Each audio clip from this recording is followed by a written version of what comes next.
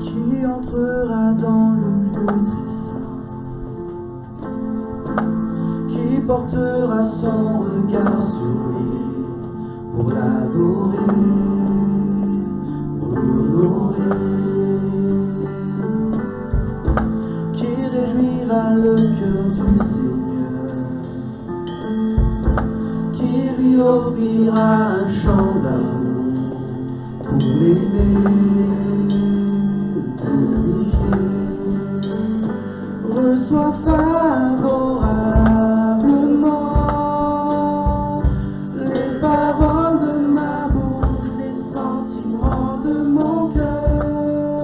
Accepte l'offrande de ma vie.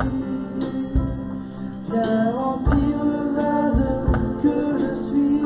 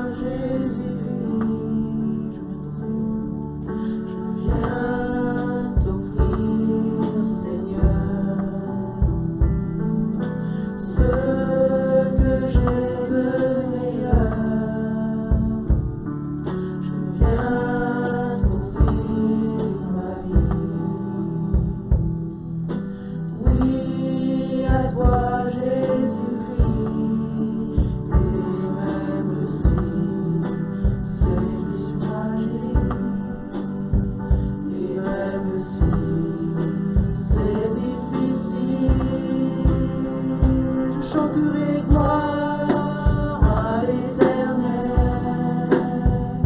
Je chanterai louange à son nom. Je chanterai Dieu, mon essentiel. Je chanterai en l'honneur de son nom. Je viens te dire, Seigneur, que tu es mon bonheur. Rien ne peut détruire notre bel avenir. Et même si je suis fragile, et même si c'est difficile, je chanterai gloire à l'Éternel. Je chanterai louange à son nom. Je chanterai Dieu, mon essentiel. Je chanterai en l'honneur de son nom. Je chanterai gloire à l'Éternel. Je chanterai louange à son nom. Je chanterai Dieu, mon essentiel.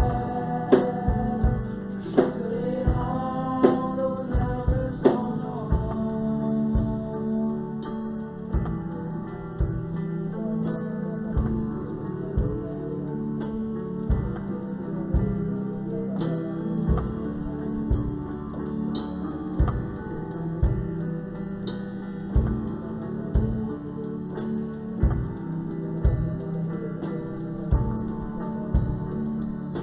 Toute ma vie, je redirai que tu as donné ta vie. Toute ma vie, je redirai que tu as payé le prix. Toute ma vie, je redirai que je ne vis que pour lui. Je chanterai gloire à l'Éternel. Je chanterai louange à son nom. Je chanterai Dieu, mon essentiel. Je chanterai en l'honneur de son nom. Je chanterai gloire à l'Éternel. Je chanterai louange à son nom. Je chanterai Dieu, mon essentiel. Je chanterai en l'honneur de son nom.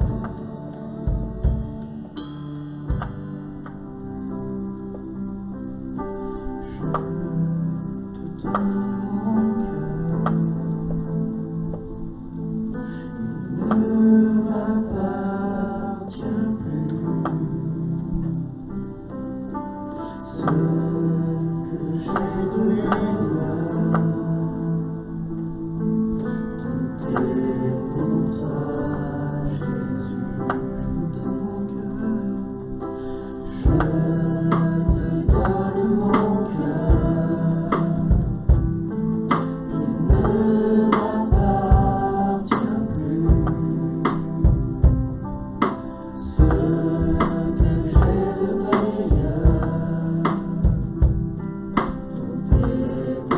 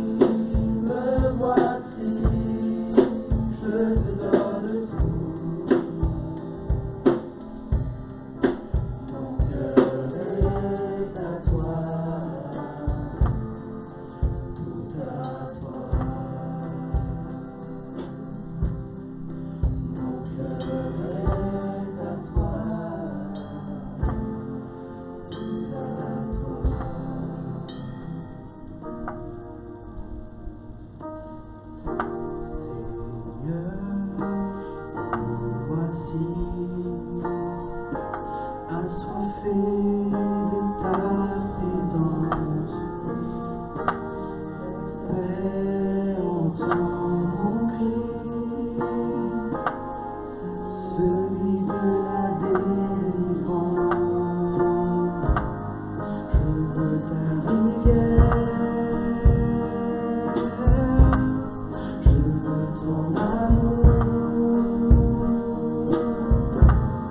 afin de devenir semblable à toi. Que ma coupe déborde, que mon cœur soit rempli, viens transformer ma vie. Que ma coupe déborde de joie, de viens Jésus, change-moi, fais-le, je te prie.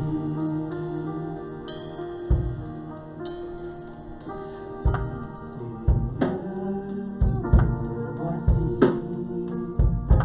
assoiffé de ta présence.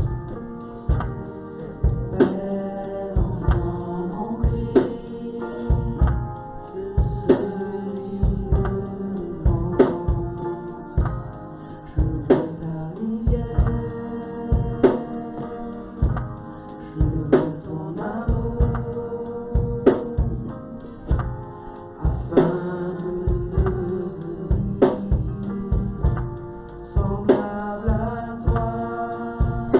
Ma coupe déborde, que mon cœur soit rempli, viens transformer ma vie. Que ma coupe déborde de joie et de l'esprit, viens Jésus, change-moi, fais-le, je te prie.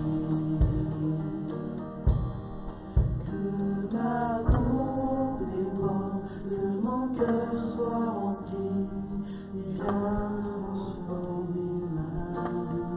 Que ma coupe déborde de joie et de l'esprit, viens Jésus, change-moi, fais-le, je te prie. Fais-le, je te prie. Fais-le, je te prie.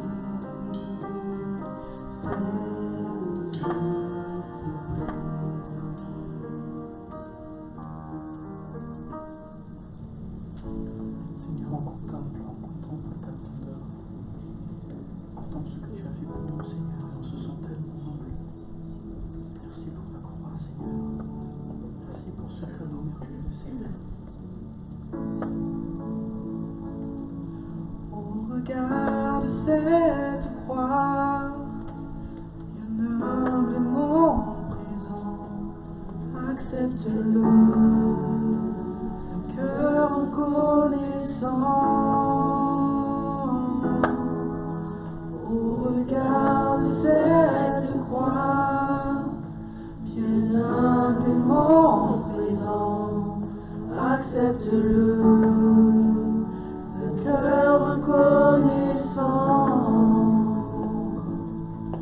Au regard de cette croix, bien humblement présent, accepte-le, un cœur reconnaissant. Au regard de cette croix, bien humblement présent, accepte-le, cœur reconnaissant. Tout en moi veut s'écrier, car toi seul est glorifié. Emmanuel, tu es avec nous. Mon cœur chante un chant nouveau, affranchi de mon fardeau. Emmanuel, tu es avec nous. Tout en moi veut s'écrier, car toi seul est glorifié.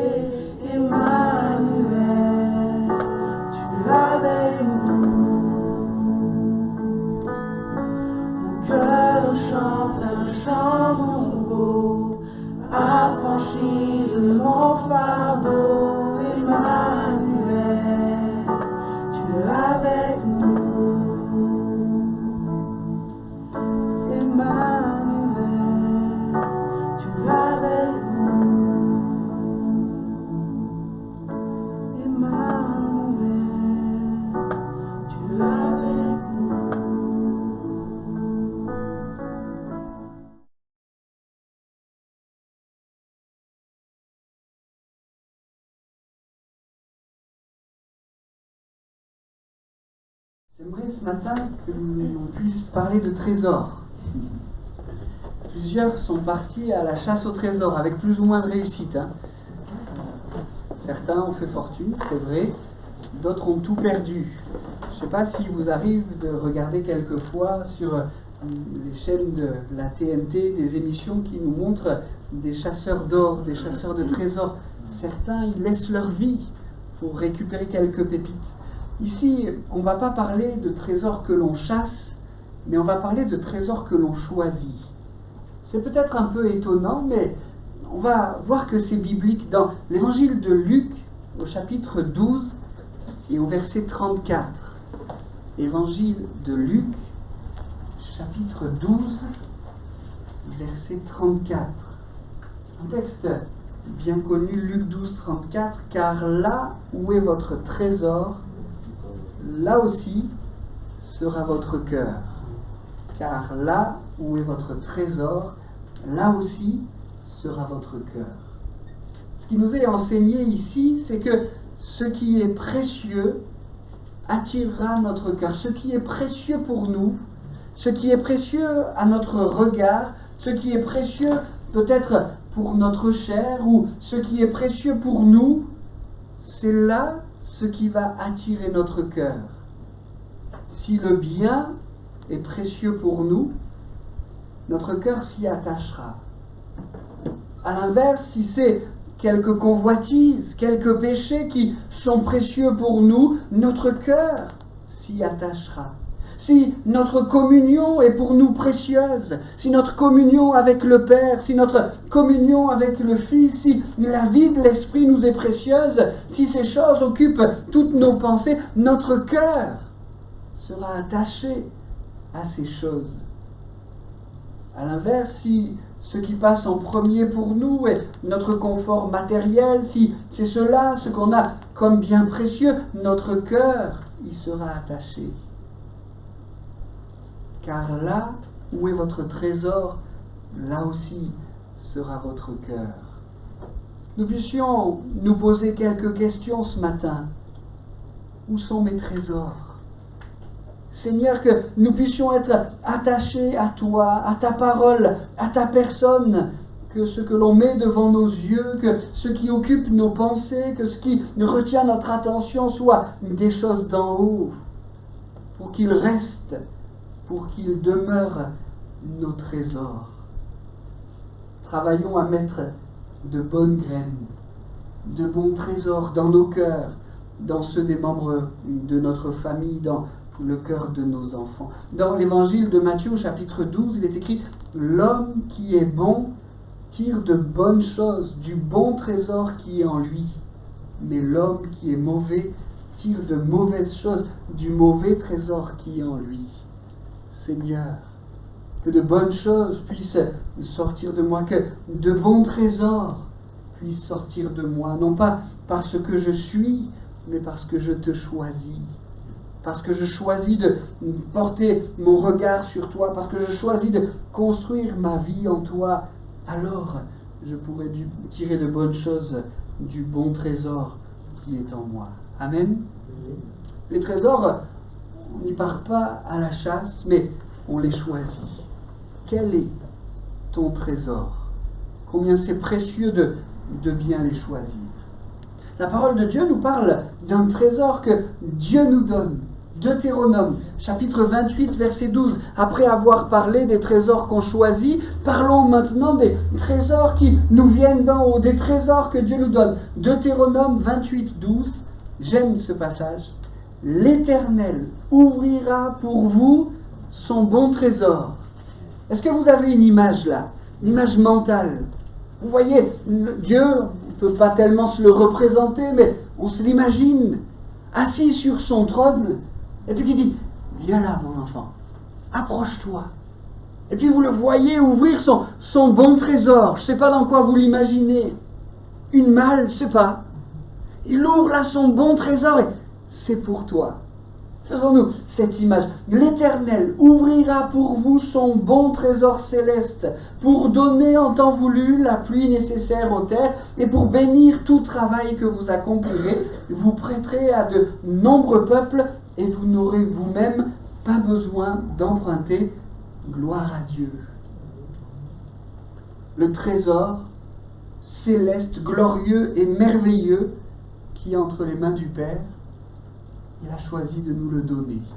Ici, à son peuple, pour que, une fois sorti de l'esclavage de l'Égypte, une fois avoir traversé l'âpreté du désert, puisse être au large, à l'abri dans le pays de la promesse. Il t'ouvrira son bon trésor. Mais pour nous encore aujourd'hui, nous sommes au bénéfice de la même grâce, de la même bénédiction. Le trésor céleste du Père, il nous le donne. Il te le donne. Alors, il y a devant cela un danger. C'est de considérer et de croire que ce trésor, il nous est dû. Et que si un jour la pluie tarde un peu, on lève le poing contre lui. Dis donc, tu nous avais promis ton bon trésor, céleste, glorieux. Le peuple d'Israël a fait cela plusieurs fois. Et si nous sommes honnêtes devant le Seigneur, nous pouvons considérer que nous ne sommes pas meilleurs qu'eux. Seigneur, merci pour le bon trésor que tu nous as donné. Je ne veux pas considérer et croire qu'il m'est un dû en tout temps, en tout moment. Garde-moi de lever le poing contre toi. Garde-moi, Seigneur, de m'impatienter, mais donne-moi d'attendre dans la foi l'accomplissement plein et parfait de cette promesse que tu nous as faite. L'Éternel ouvrira pour vous son bon trésor céleste. Le texte dit pour vous donner la pluie. C'est ça? Non? Pour vous donner, autant voulu, la pluie nécessaire. Seigneur, aide-nous à rester dans la foi, dans la patience. Nous savons que tu nous donneras autant voulu la pluie nécessaire. Merci Seigneur pour ton bon trésor. Le plus grand trésor qu'il nous ait donné, c'est certainement son amour par le Fils. Quand tout à l'heure, je vous demandais de vous faire une image mentale de ce Dieu qui nous ouvre son bon trésor céleste, quand il l'a fait de la plus grande et de la plus belle des manières, c'était pour nous donner Jésus. Merci Seigneur pour cela. Je crois que ce matin ici, nous avons tous et toutes déjà ouvert notre cœur pour recevoir ce Jésus. Si il y en avait, en regardant ce message en ligne, qui ne l'est pas encore fait, réalisez que le Père Céleste vous a donné en Jésus son bon trésor. Jésus, le juste, donne sa vie pour nous réconcilier avec Dieu. J'aimerais maintenant, après avoir parlé du trésor qu'on choisit, du trésor qu'on reçoit du Père, parler du trésor, celui du un peu plus. Vous savez qu'on a un Dieu comme cela. Il nous donne son trésor et un peu plus. Genèse, chapitre 43, verset 23. Genèse 43, 23. L'intendant répondit: tout va bien, ne craignez rien, c'est votre Dieu, le Dieu de votre Père, qui a mis un trésor dans vos sacs. Votre argent m'a bien été remis. Puis il relâcha Siméon et leur fit amener. Vous vous souvenez le contexte de ce verset?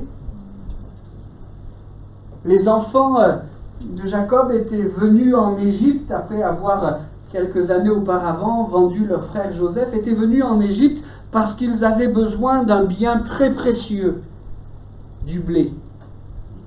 À ce moment-là, dans tout le pays, dans toute cette grande région, le blé était devenu un trésor. On se souvient pourquoi. Les années de vache grasse, les années de vache maigre, la famine était là et le blé était devenu essentiel.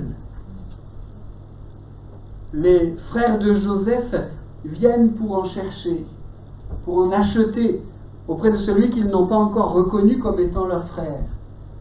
Le trésor est mis dans leur sac, mais Joseph donne cet ordre à son intendant: tu remettras leur argent au-dessus du sac. Les frères s'en vont, ils découvrent cela. La deuxième fois, quand ils retournent en Égypte, ils donnent quelques explications. Je vous promets, c'est pas de notre faute, c'est pas nous. On avait bien payé.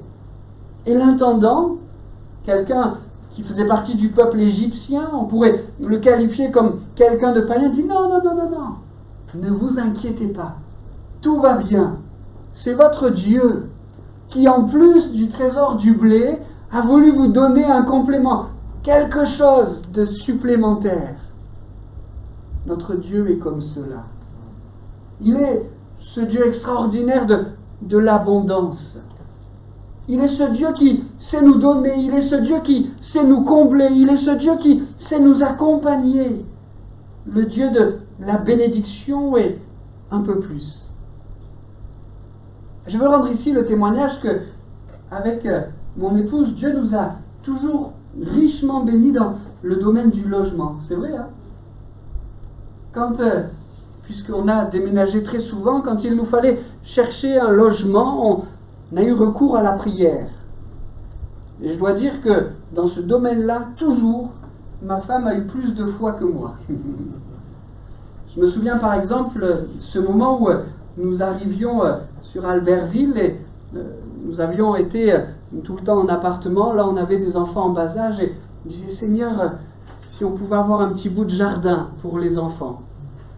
Et puis, mon épouse avait rajouté à cette prière, et vraiment, Seigneur, le top du top, ça serait une mezzanine. Comme ça, on pourrait y mettre un lit pour recevoir les gens quand ils viennent nous voir. Eh ben, je ne vous dis pas ce que le Seigneur a fait, hein. Un petit jardin et une mezzanine. C'est le Dieu qui bénit et un peu plus.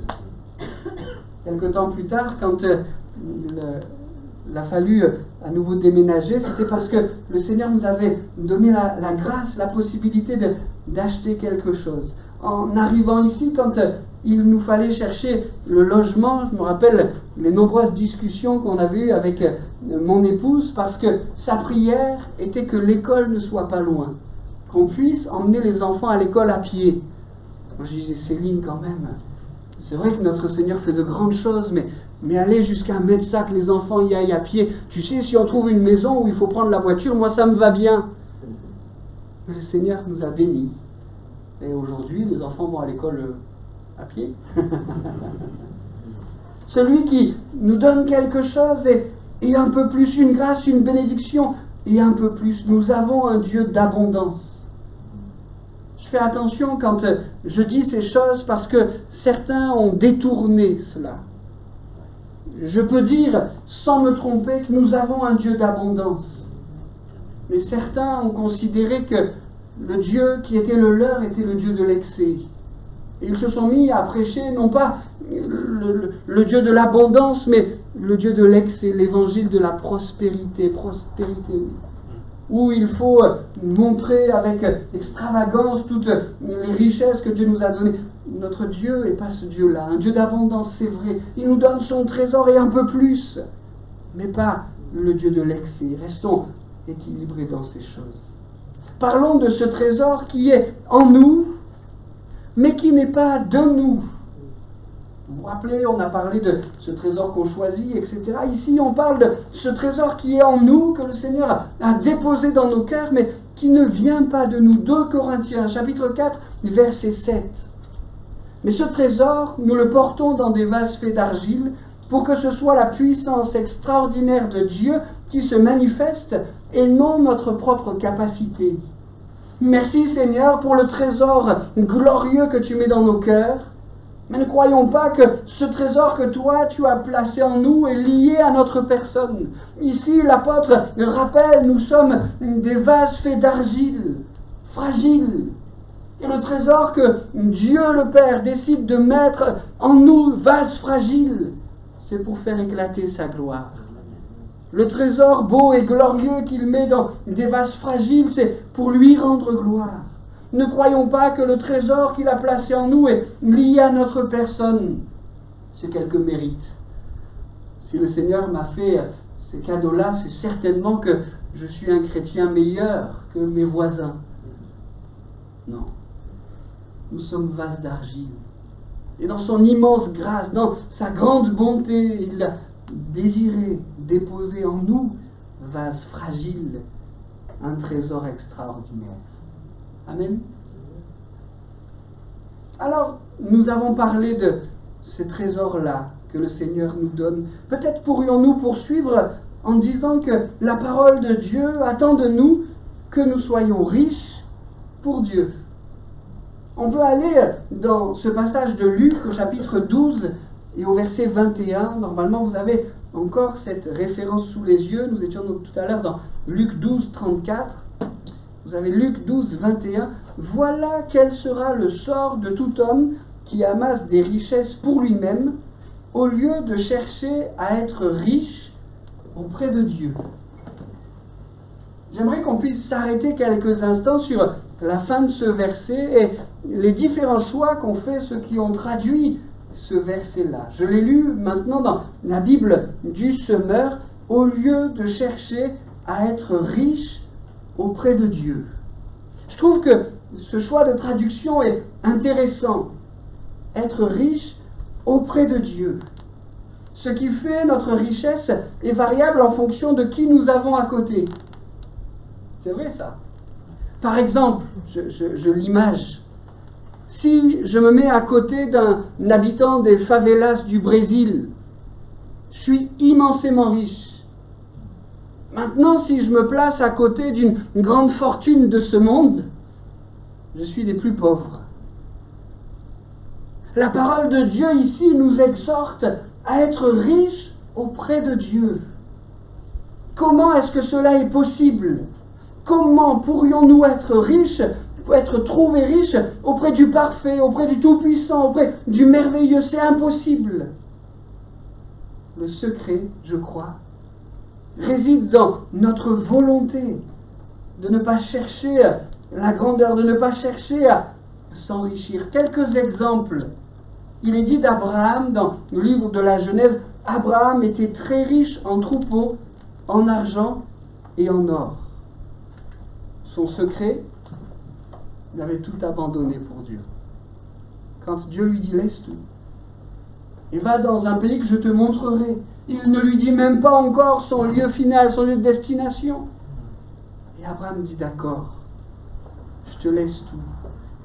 Celui qui n'hésite pas à tout abandonner, celui qui ne regarde pas à ses richesses matérielles et qui prend la décision avec le petit cercle de sa famille de tout laisser pour le suivre, voilà celui qui est riche auprès de Dieu. Il y a d'autres personnes dans la Bible qui ont fait cette expérience. Être attiré par ce qui est petit pour recevoir les richesses auprès de Dieu. David, il est oublié de son père pour le poste de roi. Vous vous souvenez de ce passage? Le prophète demande au père de David de faire passer tous ses fils parce que Dieu lui avait dit que le futur roi serait au milieu d'eux. Les fils passent. Et cette parole ne regarde pas, l'homme regarde ce qui frappe les yeux, mais l'Éternel regarde au cœur. Le père de David l'avait oublié. Il était petit, en train de s'occuper des troupeaux. Mais parce qu'il était petit, parce qu'il était attiré par le petit, parce que son cœur était tout entier tourné vers le grand Dieu, Dieu l'a béni. Il est dit de Saül, son prédécesseur, lorsque tu étais petit à tes yeux, n'es-tu pas devenu le chef des tribus d'Israël? Et l'Éternel ne t'a-t-il pas oint pour que tu sois roi d'Israël? On pourrait encore parler de Salomon. Alors Dieu dit à Salomon, puisque c'est là le désir de ton cœur, à savoir recevoir la sagesse pour bien diriger le peuple, puisque c'est là le désir de ton cœur et que tu ne demandes ni richesse, ni trésor, ni gloire, ni la mort de tes ennemis, que tu ne demandes même pas une longue vie, mais que tu demandes la sagesse et la connaissance nécessaire pour gouverner mon peuple sur lequel je t'ai fait régner, eh bien voici, tu recevras toutes ces choses. Seigneur, nous voulons être attirés par ce qui est petit. C'est alors que, à tes yeux, nous serons riches auprès de toi. Il y a notre traducteur qui a fait un autre choix pour traduire ce passage. Il n'a pas dit que tu seras riche auprès de Dieu, mais quant à Dieu. On reprend le verset qui nous retient. Là, s'il veut bien s'afficher. Voilà quel sera le sort de tout homme qui amasse des richesses pour lui-même au lieu de chercher à être riche Et voilà que l'auteur de la traduction Darby dit être riche quant à Dieu. Au final, est-ce que ce n'est pas son avis qui compte? Être riche quant à Dieu, est-ce que ce n'est pas lui qui donne le vrai caractère, le vrai critère de la richesse? Être riche quant à Dieu. Quand je méditais sur cette traduction-là, être riche quant à Dieu, j'ai pensé à ce passage de Matthieu 25. Son maître lui dit « C'est bien, bon et fidèle serviteur. Tu as été fidèle en peu de choses, je te confierai beaucoup. Entre dans la joie de ton maître. » C'est ça, être trouvé riche quant à Dieu. C'est lui qui reconnaît la richesse. Et ici, la richesse qui était en cet homme, c'est sa fidélité. Et c'est le fait d'être fidèle en peu de choses. Que tout ce qui compte pour nous soit d'être riche quant à Dieu. Cherchons pas à être riches quant à ce monde, mais être riche quant à Dieu. Dans quel contexte est-ce que cela a été prononcé? Dans quel contexte est-ce que Dieu a dit à celui-ci, c'est bien, bon et fidèle serviteur? C'est dans un contexte de service. Il dit cela à celui qui a fait fructifier la richesse qu'il avait mis entre ses mains. Seigneur, merci pour les richesses, merci pour les talents que tu as mis entre mes mains.